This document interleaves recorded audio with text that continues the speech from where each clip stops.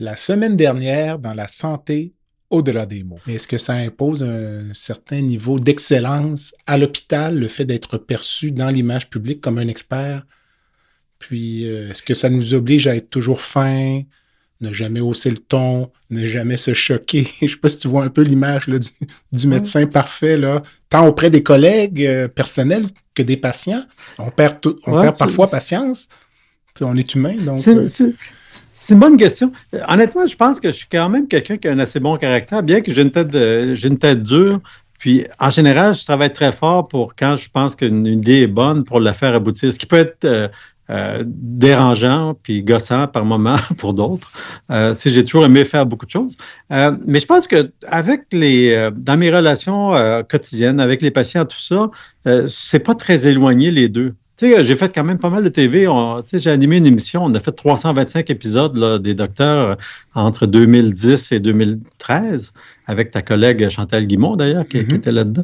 Quand tu es en train d'animer quelque chose comme ça, tu peux pas vraiment faker ta personnalité tant que ça. Parce que ça devient tout de suite évident là, que donc, il faut que tu sois. Fait que, tu sais, j'ai toujours. Donc, projeter l'image. Tu peux pas projeter l'image d'être un gars super cool, relax, puis tout ça, puis être complètement le contraire dans ta vie, ça marchera pas. Tu sais.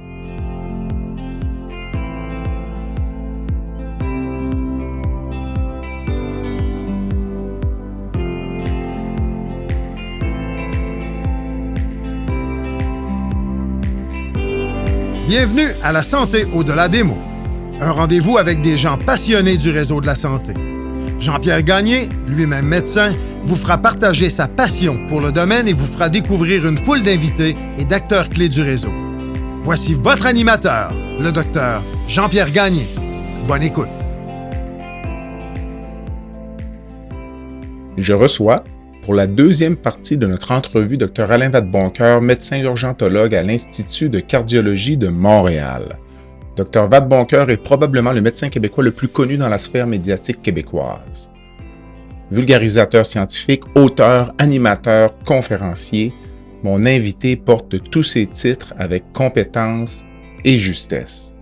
Alain a notamment rédigé le livre Prendre soin, publié aux éditions Luxe en 2022. Cette semaine, nous poursuivons notre discussion sur son récent livre et sur le réseau de la santé en nous attardant aux enjeux spécifiques du Québec. Bonne écoute.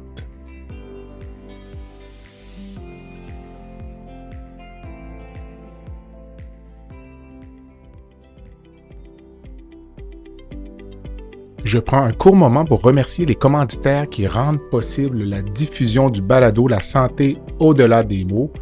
Beauchamp-Beaulieu Dessureau-Toupin, groupe conseil associé à la financière Banque nationale gestion de patrimoine, Rempart Neurophysiologie, Medix, le groupe Tige, Eurofin Environex et Go Mouton.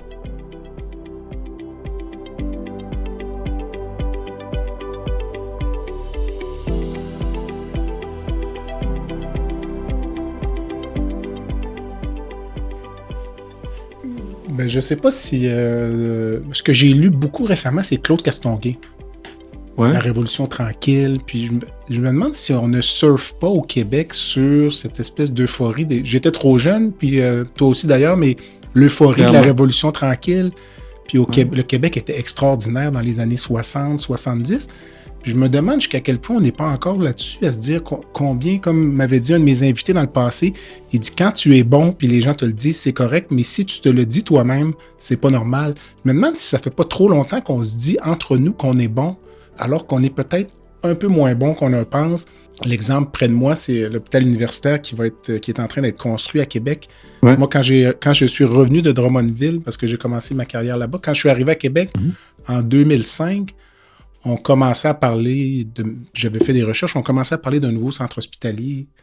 Ça va avoir pris 25 ans Ouais. pour construire un hôpital. Là, je me dis, est-ce qu'on est vraiment si bon que ça, là, tu sais?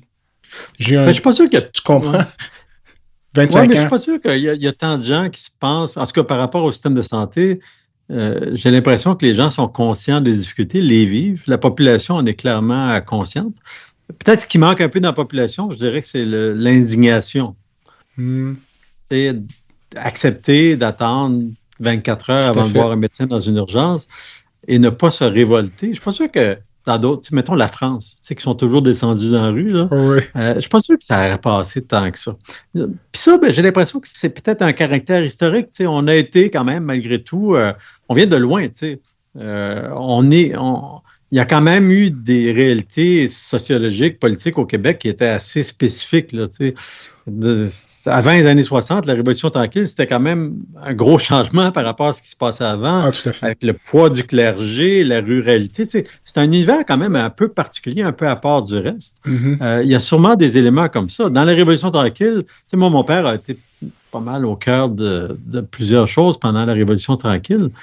Du point de vue syndical, mais il y a eu des grandes choses de fait. Si on pense à l'électricité, supposons, c'est des très grands projets qui avaient une portée incroyable et qui ont été très réussis.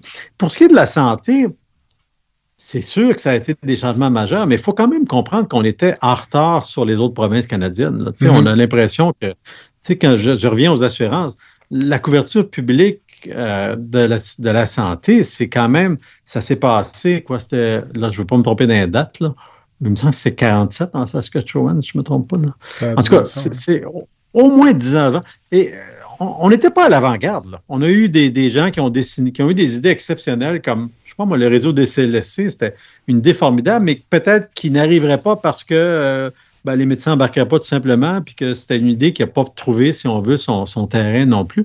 Mais je ne pense pas qu'on n'a jamais été, du point de vue de la santé, à l'avant-garde et du point de vue de l'organisation sociale, on était plutôt quand même parmi les derniers, si on se compare. Puis si on se compare à des sociétés beaucoup plus anciennes comme la France, ça, on était évidemment très loin en arrière. Donc, c'était plus, on a plus eu un rattrapage à faire, puis visiblement, il y a des choses qui font qu'on n'a pas réussi vraiment à très bien faire les choses, si on veut, en santé, aussi bien qu'on aurait pu, aussi bien que peut-être même si on regarde juste l'Ontario, la Colombie-Britannique, il y a clairement des choses qui ont été faites mieux jusqu'à un certain point. Pourquoi? Là, il faudrait explorer ça du point de vue sociologique ou quoi que ce soit. Mais tu parlais tout à l'heure de l'informatisation du réseau. Ouais. Il n'y a pas de registre de cancer au Québec. Ouais. Ça fait des années qu'on dit il n'y a pas de registre au Québec. Les statistiques de cancer au Canada excluent le Québec. Puis c'est comme si on trouvait ça normal. Puis personne ne s'attaque à ça. Je ne sais pas que ça comme observateur quand même aguerri. Là, moi, je trouve que ça n'a aucun sens qu'on ne soit pas capable de dire « OK, parfait, on va juste régler le problème, on va créer un registre anti-cancer, là, puis une fois pour toutes. » L'informatisation, c'est pareil, là. L'informatisation, c'est un univers que j'ai côtoyé d'assez près.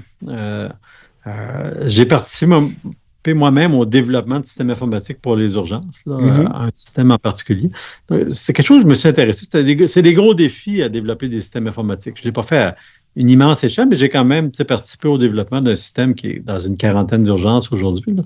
Autrement dit, c'est des gros défis. Puis en informatique santé, au Québec, il y a clairement eu des difficultés particulières et persistantes, on pourrait dire, sur la capacité de faire ça, parce que, il y a clairement des juridictions, des environnements qui sont pas mal plus avancés qu'on l'est, là, même au Canada. Et donc, ça, il y a des questions à se poser là-dessus. Le pourquoi exact, il y a probablement plusieurs facteurs. Une des choses que moi, j'avais remarqué, puis qu'on m'a expliqué aussi, c'est que ici, les établissements se sont beaucoup construits en silos. Hein? Et il y avait, et les lois ont toujours été assez sévères sur le partage d'informations. On n'a pas le droit ici de partager l'information entre établissements, tout ça. Il va falloir fusionner tous les établissements du Québec pour finalement avoir un dossier qui est transversal.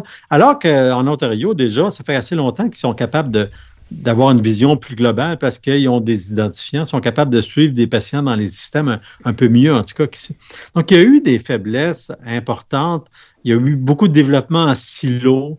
Il y a un très fort pouvoir médical au Québec aussi. Hein? Donc, tu sais, tel médecin dans tel hôpital ou tel milieu qui, lui, il pense que c'est ce système-là qu'il faut avoir, etc., ça a dû jouer aussi. Donc, cette fragmentation-là, en est, avance dans le temps. Puis là, en est, tu as des défis d'intégration. Moi, je les ai vécus directement, les défis d'intégration. Tu sais, quand ils essayaient de faire des systèmes d'intégration, là, ça devenait super compliqué parce que tu avais, tu sais, je pense qu'il y a au-delà de 1000 fournisseurs au Québec là, de systèmes ou 1000 systèmes différents. Là. Et là, il faut que tu crées des interfaces, puis là, ça coûte une fortune, etc. Et donc, encore là, on vient de quelque part. Ça s'est développé comme ça. Puis quand il s'agit d'unifier ça, ben là, les défis sont immenses. Puis on a eu beaucoup de difficultés à faire ça. Il y a eu plusieurs projets qui ont essayé d'unifier le dossier patient. Puis là, ça n'a pas fonctionné. Alors, peut-être que celui du docteur, de M. Dubé va réussir avec le dossier EPIC. Mais tu sais, à Québec, par exemple, vous aviez le dossier dont j'oublie le nom, là, qui venait de Grenoble, là, votre système CrystalNet. CrystalNet. Mm-hmm. Ça, le docteur Barrette, il voulait l'implanter partout. Il trouvait que c'était le meilleur système, il voulait l'implanter partout. Bon, et ça n'a pas marché, il y a eu de la résistance. Puis moi, je l'ai vécu, ça venait de Montréal, la résistance. Et il y avait Oasis à Montréal, puis les centres qui avaient développé Oasis ne voulaient rien savoir de reculer, en fait. Et il y a toujours eu ces luttes de pouvoir entre les milieux, entre les groupes, etc. Peut-être que cet aspect-là, là, un peu latin, un peu, si on veut, poussé par des individualités, des groupes, peut-être que ça a rendu un peu notre capacité de créer des choses en commun un peu plus difficile. Mais c'est des hypothèses, je suis pas. Ça prendrait des méchantes analyses pour vraiment comprendre ce qui s'est passé. Juste le fait, par exemple, qu'au Québec, on a 2 fédérations de médecins. Ça a l'air de rien, mais on est quand même les seuls à avoir ça au Canada. Ça complique quand même les affaires. Tu as des groupes de médecins qui souvent ne sont pas en accord sur des choses fondamentales, puis ils développent, ils n'appuient pas le développement de la médecine, mais la médecine spécialisée, la médecine familiale, c'est 2 mondes, etc. C'est des exemples. Il y en a probablement beaucoup, puis peut-être que quand tu mets tout ça ensemble, tu finis par voir que le défi est plus grand chez nous. Mais ça resterait des sujets d'études extrêmement intéressants. Un projet pour un prochain livre. Peut-être. Dans Prendre soin, tu écris également au sujet du ministre Dubé. Un autre piège se trouve dans la relation même que le ministre Dubé a développée avec le système de santé entamé en juin 2020.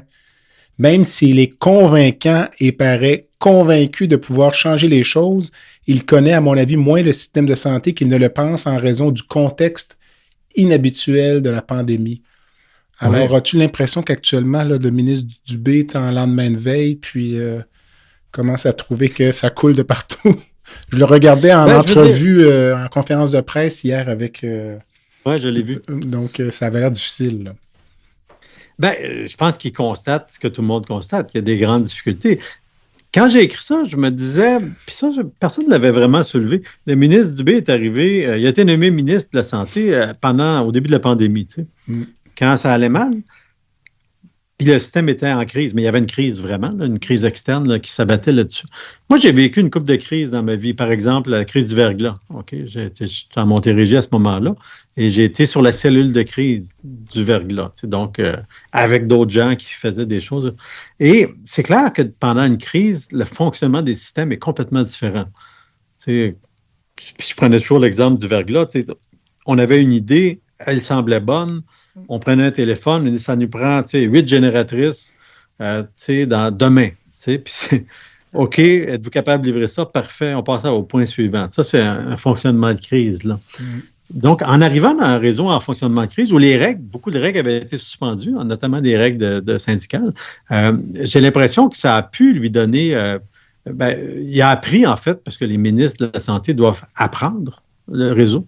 Il a appris dans un contexte inhabituel qui n'était pas tout à fait celui, justement, des grands groupes de pression, des syndicats de médecins, tous ces éléments-là qui rendent ça extrêmement complexe. Pendant la pandémie, une idée en haut descendait très rapidement. Elle était bonne ou pas bonne, peu importe, mais ça se faisait parce que c'est la crise et on fait ça. Mais les réseaux ne fonctionnent pas comme ça si facilement. Là, il y a une volonté dans sa vision de, je dirais, centraliser en tout cas au moins le pouvoir de façon assez évidente.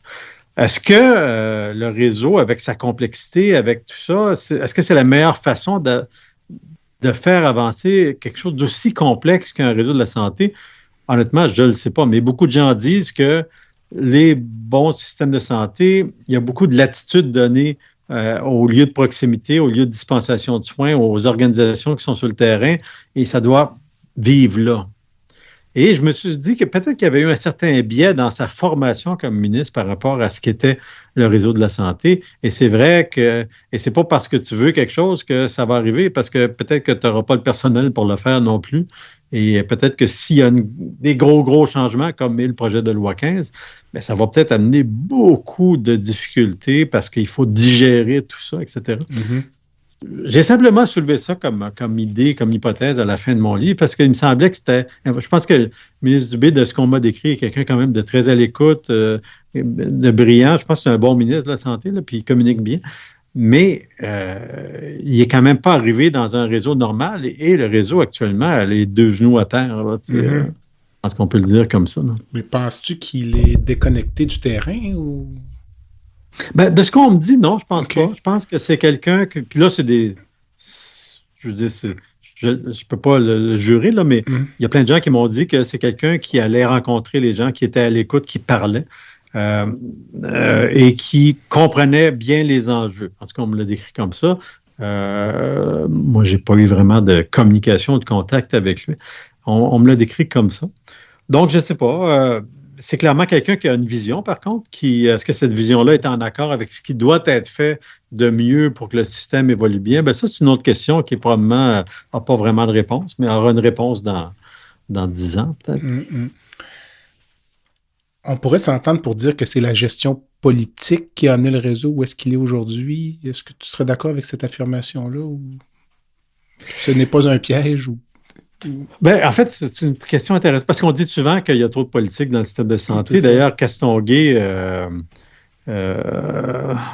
était un partisan, si je me rappelle bien, puis Yves Lamontagne aussi, de création d'une espèce d'entité apolitique, un peu comme Hydro-Québec, société d'État, pour gérer le système de santé. Personnellement, j'ai toujours eu des gros doutes là-dessus parce que la santé et l'éducation, c'est les deux grandes missions de l'État. Hein. Je connais pas de juridiction qui nous ressemble un peu où la santé est dépolitisée. Je sais même pas si ça se peut. Je pense que ça se peut pas, en fait, parce que il y a trop d'argent là-dedans, c'est trop important, ça a trop d'impact sur les gens. C'est trop, produire de l'électricité, c'est une chose, là. Mais ça reste, c'est produire du courant électrique, là. Et construire des barrages puis le distribuer. Produire de la santé, c'est une autre paire de manches. Fait que j'ai l'impression que détacher la santé de la politique, je pense que c'est une vue de l'esprit, honnêtement. Okay. Je pense pas que ça arriverait.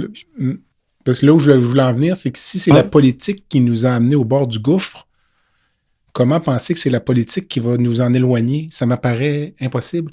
Parce que les vices de ce système-là, peu importe le parti politique, là, donc, parce qu'ils y ont tous participé, donc tout ce qu'on peut avoir comme enjeu, écueil, problème de gestion, mécanique, de fonctionnement, tout ce qui a fait qu'on est rendu là, pourquoi est-ce que ça nous aidera à nous en sortir? Il me semble que c'est insoluble comme proposition. Parce qu'il n'y a pas de l'alternative à la politique, au monde politique. La politique, c'est la vie dans la cité. Là. Il y a toujours des gens qui vont se retrouver en tête des organisations publiques, des gouvernements, pour donner des orientations. On ne peut pas y échapper. On ne peut pas le détacher, on ne peut pas faire semblant que ça n'existe pas. Il y a certainement eu des bons coups et des erreurs, mais je pense que les politiques aussi sont arrivent avec des idées des fois, puis ils rencontrent eux-mêmes des écueils et ils ne peuvent pas faire les transformations qu'ils veulent. Tu sais, je pense que Dr. Barrette, il y avait une vision quand même assez claire et il y a eu des éléments qui l'ont empêché d'avancer, notamment par exemple sur l'informatisation, c'est un bon exemple. Il y avait une volonté d'aller dans une direction, mais ça a comme bloqué. Donc les politiques sont quand même pas si libres non plus de ce qu'ils font. Ils héritent aussi d'un système et ils essaient de le faire évoluer, des fois bien, des fois mal. Mais ils sont surtout entourés quand même de toute la fonction publique qui est là, qui donne une permanence à ça. Là. Fait que je ne sais pas trop quoi penser de cette question-là. Moi, j'ai l'impression que c'est une vue de l'esprit puis que ça n'arrivera pas de toute façon. Puis comme médecin d'urgence, en général, les choses qui n'arriveront pas ou sur lesquelles on n'a aucun contrôle, en général, c'est plus des problèmes, on passe à autre chose. Okay. Et j'ai l'impression que la santé ne se dépolitisera jamais, bien que le ministre Dubé amène une certaine idée que les opérations soient un peu détachées du ministère, mais ça reste sous l'autorité du ministre. Tout à fait. On verra où ça mènera tout ça.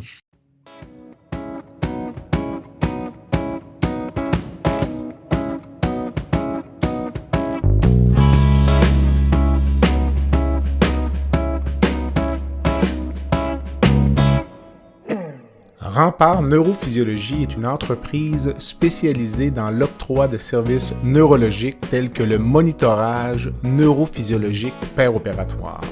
Plusieurs chirurgies comportent des risques de complications neurologiques graves, mais avec Rempart, ces complications sont réduites à moins de 1%.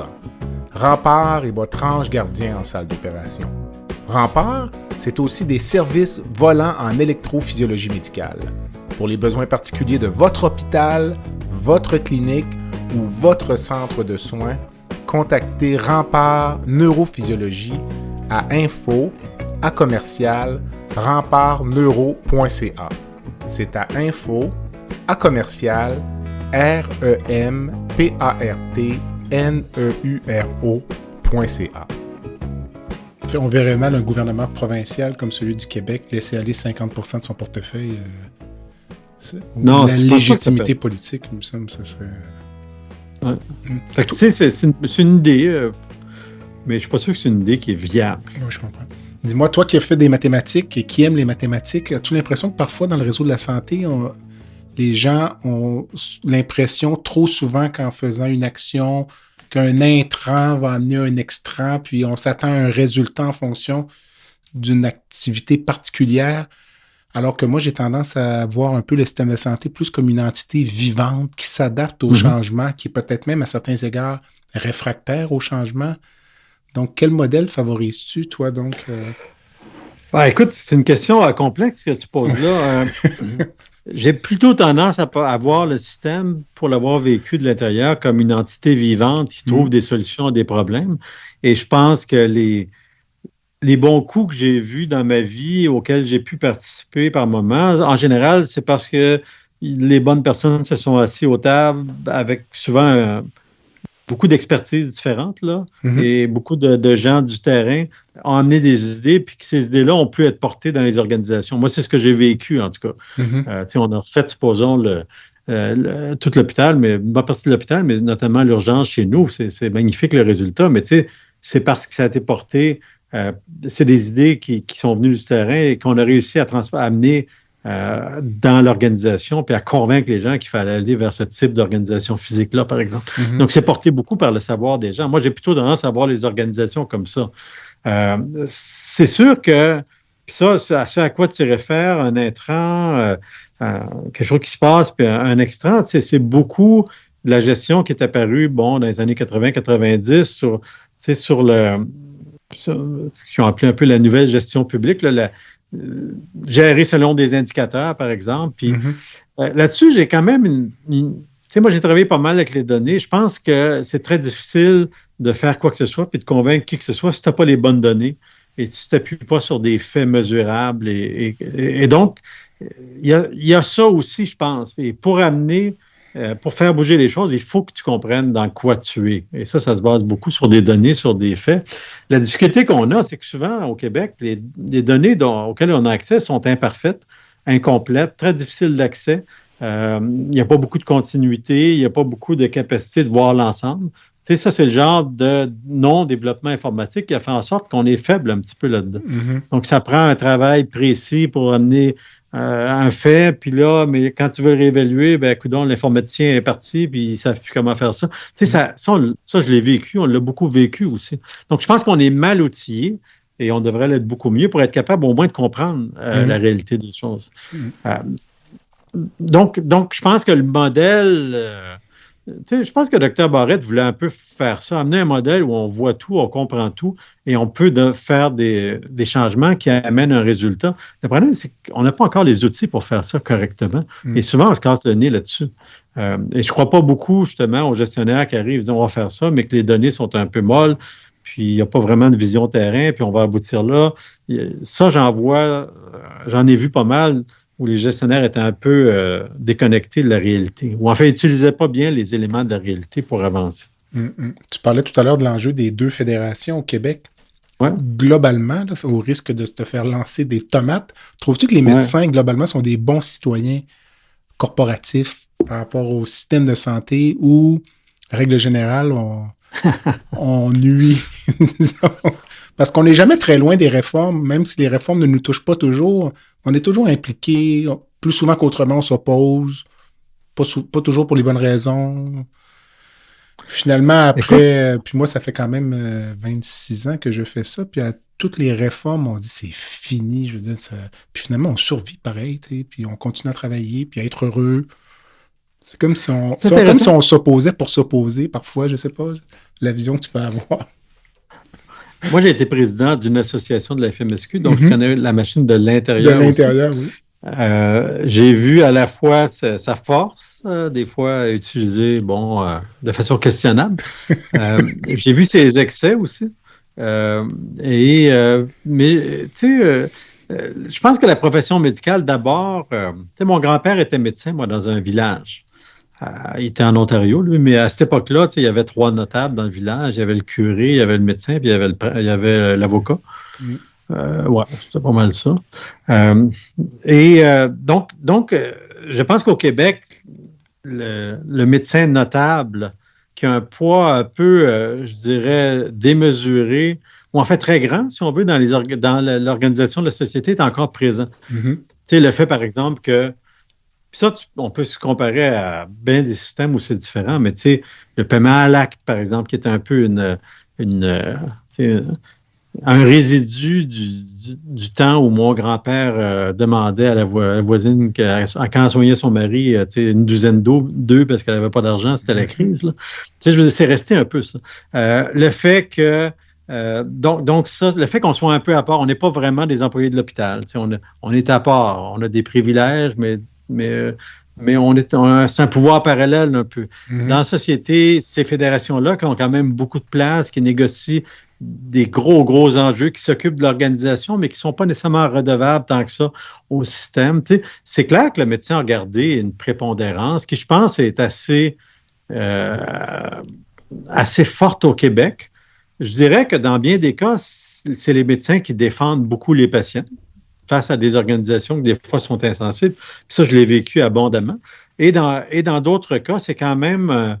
ça peut être un pouvoir mal utilisé, avec des fois des idées qui sont contraires à l'intérêt général, des volontés de faire qui sont peut-être ancrées dans je dirais pas, des présupposés qui ne sont pas nécessairement assis sur des faits très solides, etc. Donc, il y a un peu de tout là-dedans. Je pense que c'est à la fois des avantages. Je pense que les médecins, en général, aiment beaucoup soigner, sont très près de leurs patients, les défendent parfois contre l'organisation, mais des fois prennent beaucoup de place, trop de place. Il n'y a pas beaucoup d'écoute autour. Puis ça se reflète un peu dans nos fédérations. Ça se reflète beaucoup dans ce qu'a été le Collège des médecins assez longtemps, qui était quand même un organisme de défense des médecins, là, initialement, avant de devenir...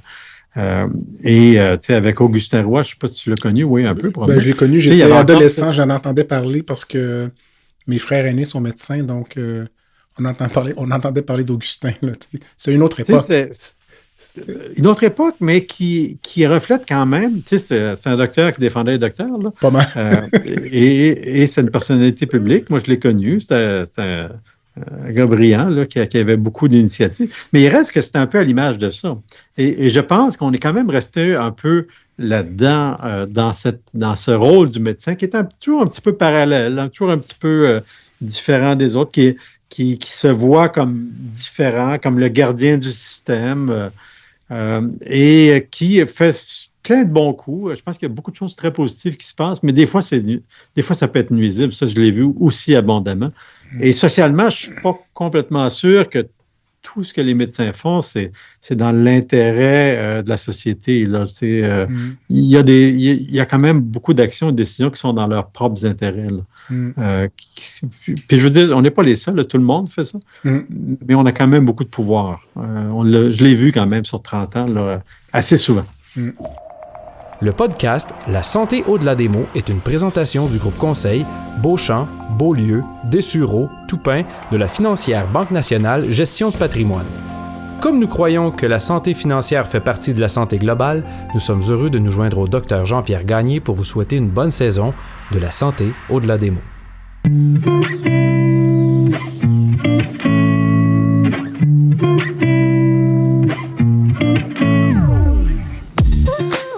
Fer et Velours est une entreprise de Québec spécialisée dans la location de mobilier vintage et création d'ambiance. Nous vous proposons une offre de service à la carte et selon vos besoins. De la simple location à la gestion événementielle complète. Chez Fer et Velours, notre slogan est de faire différent avec élégance. Visitez notre site web au www.fervelours.com. Au plaisir de vous rencontrer.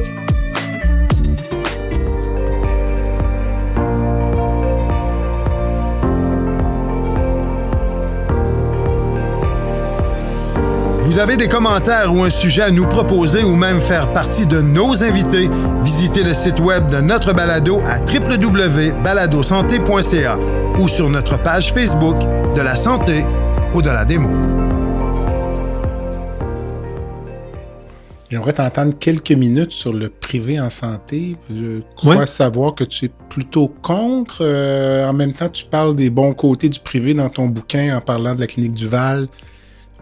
Tu as connu ça à l'Institut de cardiologie. J'imagine aussi la centralisation des soins améliore les résultats, diminue les coûts. Donc, en 2023, où te situes-tu, là, disons, sur l'échelle du privé?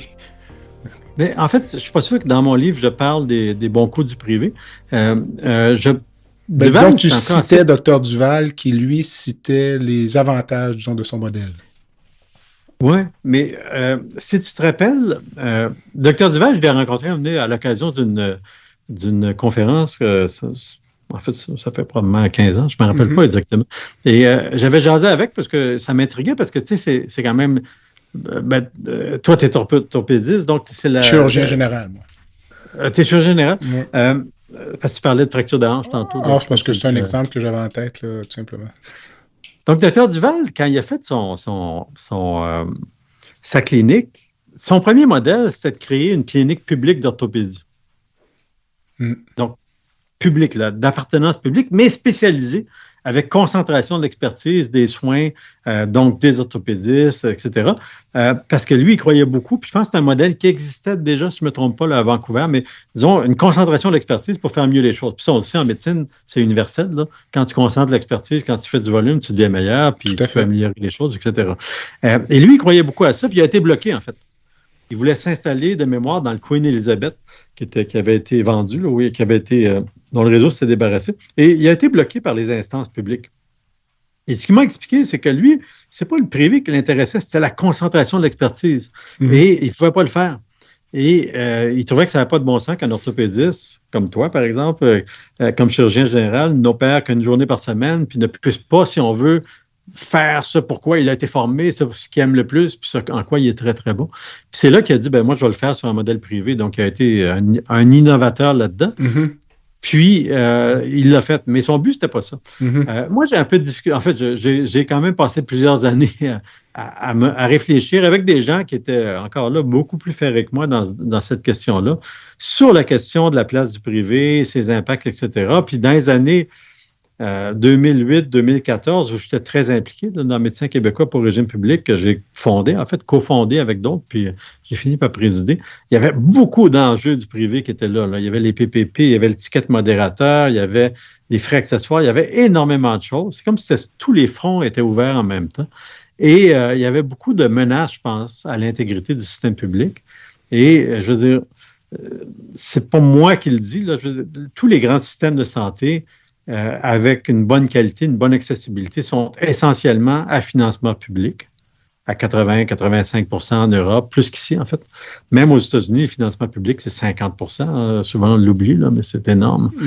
Et le privé est souvent vu comme une réponse, si on veut, à l'incapacité du public de régler ses problèmes. Puis ça, je pense que, malheureusement, c'est un peu vrai. Il y a des problèmes qui sont très difficiles à résoudre, mais je ne suis pas sûr que c'est la meilleure solution pour résoudre. Je pense que ça crée d'emblée, il y a un risque de créer beaucoup d'inéquité, surtout si on parle d'assurance.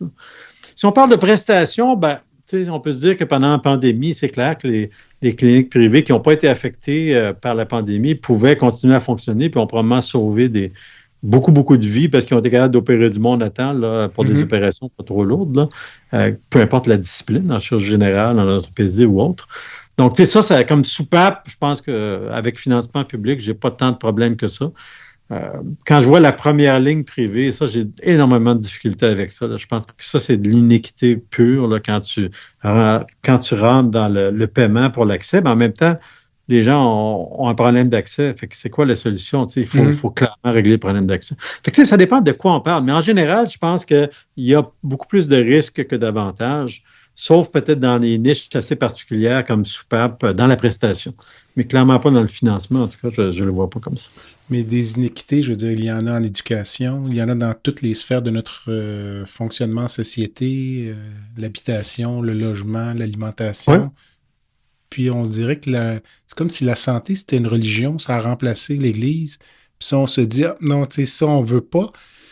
Le sentiment que j'ai, c'est que l'État, en refusant de s'impliquer vraiment de façon active, ça entraîne le développement de tout un espèce de monde privé souterrain, parallèle, à la limite de la légalité.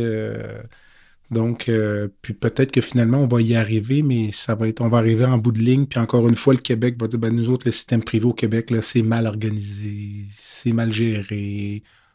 Je ne sais pas si tu vois où je vais en venir, de dire, plutôt que l'attaquer de plein de front, on refuse d'admettre que c'est là, puis on va se retrouver dans 20 ans avec un réseau privé qui va être complètement désorganisé, qui va fonctionner en parallèle du réseau public. Je ne sais pas, c'est une crainte que j'ai. En fait, si tu regardes le projet de loi 15, je te dis que le cadre pour le privé est pas mal défini, là, est pas mal ce qui est un peu nouveau. Mais tu sais, quand tu parles de l'éducation, c'est un bon exemple. Tu sais, les sociétés avancées comme la nôtre, en général, les systèmes d'éducation sont publics et souvent beaucoup plus publics qu'ici. C'est pas plusieurs pays d'Europe, l'éducation qui est gratuite jusqu'à l'université, ça existe là, dans d'autres pays. Donc, je ne suis pas sûr que l'éducation est un modèle, parce que c'est une grande mission de l'État. Et au Québec, on sait qu'on a des difficultés dans le monde de l'éducation assez particulières, je veux dire, qui sont assez spécifiques au Québec aussi. Quand on compare la médecine, la santé, si on veut, et l'éducation, il y a des points communs. Le privé est pas mal implanté. Au Québec, c'est vrai, plus que dans d'autres provinces canadiennes. Et donc, on a des difficultés justement d'équité, des difficultés d'accès, très problématiques en éducation aussi. Moi, je pense que les grandes missions de l'État, l'éducation, la santé, dans tous les pays modernes, avancés, c'est beaucoup l'État qui a certainement les assure, en tout cas les finance. Dans certains cas, en Europe, il y a quand même beaucoup de prestations privées qui se font, mais c'est quand même sur un chapeau d'une organisation publique qui est beaucoup plus forte qu'ici, là, et qui repose aussi sur le fait qu'il y a beaucoup plus de médecins disponibles pour faire le travail également, ce qui explique qu'ils cherchent des lieux où faire leur métier. Si on veut. Fait que je ne suis pas sûr que c'est des super réponses. Moi, je pense que c'est nos incapacités, malheureusement, qui sont tout à fait réelles en santé, à régler des problèmes comme garder les salles d'opération ouvertes. Donner un exemple que tu connais sûrement beaucoup mieux que moi, là, qui est problématique. On a bien de la misère à régler ça. Fait qu'on se dit, on va l'opérer ailleurs qu'à l'hôpital parce qu'on est pas capable de régler ça. Fait que, c'est une façon de contourner un peu le problème, mais peut-être qu'effectivement, c'est des problèmes très difficiles à résoudre là, de ce point de vue-là. Puis je comprends très bien, moi, j'ai toujours dit que les chirurgiens, je comprends bien quand ils opèrent une journée par semaine ou des fois moins, puis qu'ils se disent, moi, j'aimerais ça opérer plus, puis je serais d'accord avec eux autres. Et si la seule solution pour une personne, c'est de dire, moi, je vais aller opérer dans un autre cadre que le cadre public, je comprends très bien ça. Moi aussi, si j'étais chirurgien et je n'opérais pas à mon goût, j'aimerais ça en faire plus. Puis c'est quand même des gens que j'opérerais, là, c'est pas des animaux, là, c'est pas de la médecine vétérinaire, c'est des vrais services rendus à des vraies personnes. À des vraies personnes. Fait que je le comprends de ce point de vue-là. Je suis juste pas sûr que c'est les meilleures tendances là, pour améliorer globalement ça. Ça, c'est dit, ça va pas très bien. Fait que... Il y a beaucoup de problèmes. Dis-moi, tu parlais tout à l'heure de toutes les belles choses que tu avais vues dans ta carrière. Est-ce que tu serais capable de relever le plus beau souvenir de ta carrière? Si ça se raconte, parfois ça peut être médical ou administratif ou c'est un ensemble. Honnêtement, moi, je l'ai dit tantôt, j'ai jamais eu l'impression de travailler comme médecin, honnêtement. Puis quand je dis ça, c'est pas une vue de l'esprit, là. J'ai toujours eu beaucoup de plaisir à faire ce que je faisais. Voir des patients, les rencontrer, passer du temps avec, des fois aller chercher une petite histoire, le connaître un peu mieux. Tu sais, à l'urgence, on dit qu'on n'a pas grand temps, c'est vrai, mais des fois, tu peux prendre 2 minutes juste pour ça fait la différence. aller un peu au-delà. Mais j'en ai écrit beaucoup là, parce que j'ai écrit beaucoup d'histoires qui sont passées dans les urgences. Je dirais que ma tête est remplie de souvenirs extrêmement positifs par rapport à ça. Puis ça touche évidemment les soins, les patients, les choses qu'on fait à l'urgence, les patients réanimés, tout ça. Mais c'est beaucoup les gens aussi. Moi, j'ai côtoyé. Évidemment, c'est peut-être une question de chance, là, mais j'ai eu la chance de côtoyer des gens extrêmement dédiés, extrêmement forts. Là, je parle beaucoup de la profession infirmière, là, des infirmières-chefs avec qui j'ai travaillé, des gens qui avaient des idées créatives. Puis, j'ai vécu dans des organisations, on était capable d'amener des affaires, puis de les faire avancer, puis de faire accepter à l'organisation des orientations. Puis j'ai eu beaucoup de chance là-dedans. Fait que je te dirais que c'est difficile pour moi de trouver un souvenir, une chose. Moi, ma carrière de médecin, c'est quelque chose que j'ai toujours été très content d'avoir fait ce choix-là, qui était presque un choix au hasard, que j'ai jamais regretté une seconde. Puis même dans les moments difficiles, là, parce que à l'Institut, c'est un milieu un peu protégé, mais j'ai travaillé 10 ans dans le milieu général, j'ai travaillé à Sacré-Cœur aussi. Même dans les grandes difficultés, j'ai toujours trouvé un grand plaisir à travailler en équipe et à soigner des gens, même dans les situations de congestion, les situations d'attente, etc., les situations dramatiques qu'on rencontre souvent à l'urgence. C'est un milieu extrêmement riche et humain. Et je le vois toujours comme un milieu comme ça. Pour moi, j'ai jamais vécu beaucoup de négatifs, je te dirais, globalement. Même dans la souffrance ou dans moi, j'ai été confronté énormément à la mort. J'ai même écrit un livre sur probablement les pires cas que j'avais vus, un peu ajustés. Mais les moments les plus intenses, la mort, les familles en détresse, j'ai toujours trouvé que, bon, évidemment, c'est dur, mais c'est des moments humainement extrêmement riches. Et encore là, c'est un peu comme n'importe quoi avec les patients. Si tu prends un peu de ton temps pour être vraiment présent, tu peux vraiment aider les gens dans ces situations-là. C'est pas de la magie, il n'y a pas de truc, c'est juste d'être présent, de les écouter, d'être avec eux autres, de vivre un peu leurs émotions, pas d'être emporté par l'émotion. Et c'est unique, ça veut dire, il n'y a pas beaucoup de métiers où, il y en a probablement, là, mais je veux dire, où on est constamment confronté à des réalités aussi fondamentales. Et quand tu es là-dedans, tu es dans la vie, là, même s'il y a des gens qui meurent, c'est que tu touches à des aspects de l'existence qui sont les aspects très primaires, qui ont une valeur très, très grande, je te dirais. Fait que c'est un privilège, moi, je pense, d'être en contact avec ces réalités-là, malgré le fait que c'est tough par bout. Là. Humainement, ça peut être très dur, mais c'est un grand privilège. J'ai toujours considéré ça comme, regarde, on m'ouvre une fenêtre sur l'humanité que j'aurais eu la chance de voir et d'explorer, en fait.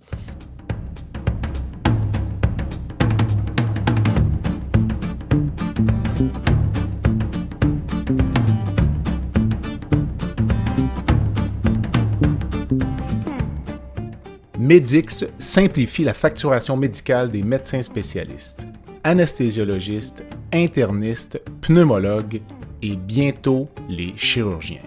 Grâce à une application mobile conviviale et une expertise personnalisée, Medix fait une différence réelle dans la vie des médecins. Sauvez du temps, réduisez les erreurs et optimisez vos revenus avec Medix. Medix est fier de desservir plus de 60% des anesthésiologistes du Québec. Pour toute question, n'hésitez pas à visiter notre site web à www.medix.com www.medyx.com ou téléphonez au 514-548-2500. Avec tout ce que l'on s'est dit dans la dernière heure, donc si tu étais catapulté dans le siège du ministre Dubé, si tu pouvais changer une chose, tu ferais quoi? Une chose. Par magie. Donc, parce que c'est la section baguette magique de l'entrevue. Écoute, honnêtement, on m'a souvent posé cette question-là. Okay. Des dizaines et des dizaines de fois. Et en général, ma réponse, c'est que dans les systèmes complexes comme celui de la santé, ça n'existe pas une chose. C'est toujours des réponses relativement complexes. Si tu me demandais est-ce que j'aurais aimé avoir dans ma vie de médecin ou de gestionnaire, j'ai quand même fait un peu de gestion, j'aurais aimé ça peut-être être peut-être là où on va être dans 10 ans, avec des systèmes d'information qui me donnent l'information réelle sur ce que je veux comprendre, mais immédiatement. Tu sais, comprendre les enjeux, comprendre ce que les gens vivent, comprendre les complications, pouvoir les regarder, les corriger. Je sais que ça existe en plus ailleurs. Fait que, tu sais, j'aurais aimé ça travailler dans un monde où l'information aurait été vraiment complète, où on n'aurait pas eu à se... Tu sais, où comprendre n'aurait pas été un défi et on aurait pu évacuer tout l'aspect, je pense que moi j'ai vu ça, mon intuition, etc. J'aime ça, puis ça rejoint un peu peut-être mon intérêt pour les maths et les sciences de ce type-là. Tu sais, j'aime ça quand les choses soient claires. Et malheureusement, on n'en est pas là, on est loin de ça. Et je pense que ça nous aurait aidé beaucoup, pour la pandémie, pour beaucoup de choses, pour les transformations, d'avoir des éléments clairs. Parce qu'on a beau être brillant, n'importe qui peut avoir des idées formidables, on peut être un grand médecin, mais on se base beaucoup sur notre intuition. Des fois, c'est très bien, mais des fois, on est complètement dans le champ et on ne s'en rend pas compte. Et c'est difficile de corriger ça. J'aurais aimé ça avoir plus de clarté. Tu fais référence plus à l'informatisation ou le manque d'informatisation du réseau ou à l'éventuel apport de l'intelligence artificielle sans que l'on sache que ça va nous apporter encore, vraiment, je pense. L'intelligence artificielle, je ne connaissais pas beaucoup ça avant, il y a 1 an à peu près. Je m'y suis intéressé un peu parce qu'en lecture d'électrocardiogramme, c'est hallucinant les développements. Là, vraiment, je veux dire, c'est clair que l'IA actuellement, il y a des applications, et c'est tout récent, c'est publié depuis quelques mois, là, qui sont clairement supérieures à n'importe quel expert pour identifier l'infarctus aigu, par exemple. Donc, je vois le potentiel, puis je connais quelques personnes qui travaillent là-dedans. Je vois l'immense potentiel d'éclairer ce qu'on fait. Mais je te dirais que plus à la base, puis j'aime pas le mot informatisation, j'aime plus le mot information, l'informationnel, avoir accès à l'information, pouvoir se poser des questions. J'avais quelques outils pour faire ça. Tu sais, qu'est-ce qui arrive quand on fait tel changement ou quel problème on a? Et ça a toujours été laborieux de trouver la réponse et ça prend énormément d'énergie juste pour comprendre parce que justement, on n'est pas dans... J'ai pas vécu, en tout cas, comme médecin, dans un monde qui était équipé pour ça. Je te dirais que ça... Mais en même temps, on vit à l'époque où on est. Tu sais, moi, je me dis toujours, qu'est-ce que tu veux? Le système a beaucoup de faiblesses, mais en même temps, c'est une opportunité pour essayer de l'améliorer. Puis de toute façon, je vis à cette époque-là. Là. Tu sais, puis je pense que la mauvaise décision pour moi, ça aurait pu être, je vais faire d'autres choses ou je vais arrêter de gérer ou je vais m'en aller ailleurs parce que ça va trop mal. Regarde, il y a des défis, il faut les relever. Puis, l'humanité a relevé dans son histoire quand même pas mal de défis. C'est pas le premier, c'est pas le dernier. Puis je pense que le fun dans la vie, un des buts de l'existence, c'est essayer de régler des problèmes, d'améliorer les choses. Des fois, c'est pas facile. Disons que c'est tout à ton honneur d'avoir gardé cette flamme allumée pendant si longtemps. Oui, mais il y en a plusieurs qui abandonnent. Mais j'ai aucun mérite, ça me vient de ma mère. Ma mère était comme ça, puis... elle était travailleuse sociale dans un hôpital. Elle a travaillé quand même très longtemps, puis il n'y a rien qui la faisait reculer. Mais donc, je pense que j'ai aucun mérite. Je suis juste fait de même. Fait que c'est pas parce que je mange du brocoli ou que je fais de la méditation, c'est juste parce que mon cerveau est fait de même. Puis j'aime ça. Moi, ce que j'aime, ce que j'ai beaucoup aimé comme gestionnaire, là, je ne suis plus chef, c'est de régler des problèmes, trouver des solutions. Puis ça, j'ai toujours trouvé ça fascinant, ce défi-là. Fait que j'ai aucun mérite.